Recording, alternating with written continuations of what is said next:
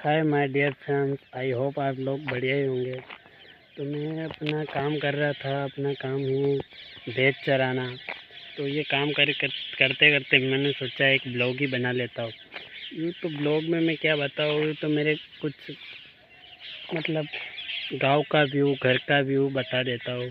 तो ये रहा कुछ गांव का व्यू, जंगल है। ये देखो मेरे पीछे पीछे देखो, वो जो देख रहा है वो मेरा छोटा भाई है।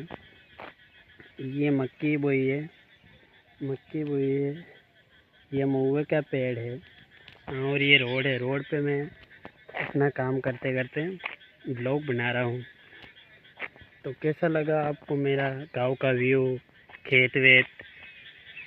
अच्छा लगा हो तो वीडियो को शेयर, लाइक, कमेंट ज़रूर करें और चैनल को सब्सक्राइब करना ना भूलें। आज के लिए बस इतना।